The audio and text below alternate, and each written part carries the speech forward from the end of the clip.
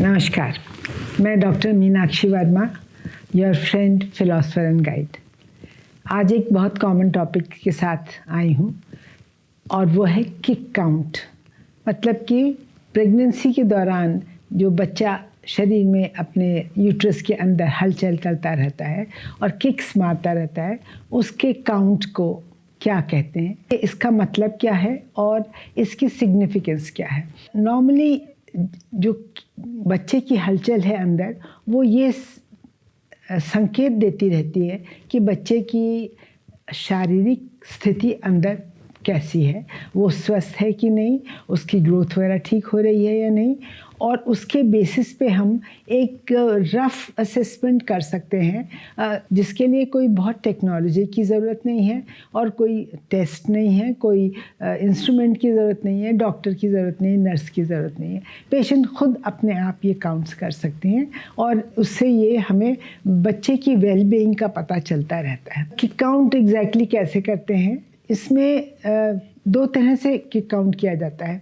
एक तो kick count ये है कि आप जब भी बच्चा मूव करता है तो ऐसा नहीं होता अगर उसने एक किक ऐसे मारा तो उसका मतलब है कि एक मूवमेंट है। Whenever a child intrauterine baby जो है वो मूव करता है, it moves for a while, थोड़ी देर घूमता फिरता रहता है और उसमें कभी बड़ा मूवमेंट भी होता है, कभी छोटा भी होता है। 4-5 मिनट तक वो मूवमेंट होते रहे एंड इस तरह की जो ग्रुप ऑफ मूवमेंट्स हैं उनको हम एक मानते हैं। 24 घंटे के अंदर कम से कम 6 से 7 बार ऐसे मूवमेंट्स होने चाहिए। यूजुअली ये किक काउंट हम 3rd ट्राइमेस्टर में ही करते हैं, मतलब 28 वीक्स के बाद। उसके पहले किक काउंट की कुछ ख़ास सिग्निफिकेंस नहीं रहती है, उसके बाद ही इसकी सिग्निफिकेंस है। तो अगर दिन भर में 6 से 7 बार अच्छे गुड ग्रुप ऑफ मूवमेंट्स हो जाते हैं, दैट्स ऑल्सो गुड। या फिर एक और तरीका है जिससे कि आप एक पर्टिकुलर टाइम पे, जैसे दोपहर में या सुबह किसी भी टाइम, एक शांत जगह पे बैठ के ख़ास तौर पे खाना खाने के बाद आप देखें कि 2 घंटे के अंदर बच्चा 10 बार मूव कर लेता है। और 10 बार में ऐसा नहीं कि हर बार बड़ा मूवमेंट ही हो, it can be a turning movement, it can be जैसे कभी खिसक गया है अपनी जगह से या फिर उसने किक मारा है। हर तरह के मूवमेंट छोटे बड़े काउंट करते हैं और इस तरह के 10 मूवमेंट्स जो हैं वो 2 घंटे में हो जाने चाहिए। नॉर्मली आधे घंटे से 1 घंटे के अंदर ही हो जाते हैं, पर 2 घंटे के अंदर हो जाने चाहिए। और अगर 2 घंटे के अंदर कभी किसी को ना महसूस हो तो फिर ये इसको रिपीट कर सकते हैं। जैसे दोपहर में आपने किया, नहीं हुआ तो शाम को एक बार फिर से रिपीट कर लें कि 2 घंटे के अंदर मूवमेंट्स हुए कि नहीं हुए। ये मूवमेंट्स सब बच्चों में अलग अलग रहते हैं। ऐसा नहीं है कि हर बच्चा एक ही तरह से मूवमेंट करेगा, इतने ही मूवमेंट्स देगा आपको। अलग अलग प्रेगनेंसी में एक ही महिला जो है वो 3 डिफरेंट प्रेगनेंसी में 3 तरह के मूवमेंट्स फील करती है। कोई बच्चा बहुत ज़्यादा मूव करता है, कोई बच्चा कंपैरेटिवली कम करता है। It also depends on the fluid inside, कितना फ्लूइड है उस पर भी डिपेंड करता है। तो अगर आपका पैटर्न मान लीजिए ऐसा है कि आप दिन में 3 बार या 4 बार मूवमेंट फील करते हैं, या एक बार में 1 घंटे के अंदर या 2 घंटे के अंदर 10 बार नहीं मूवमेंट फील कर पा रहे हैं, तो उसके लिए इतना घबराने या पैरानॉइड होने की ज़रूरत नहीं है।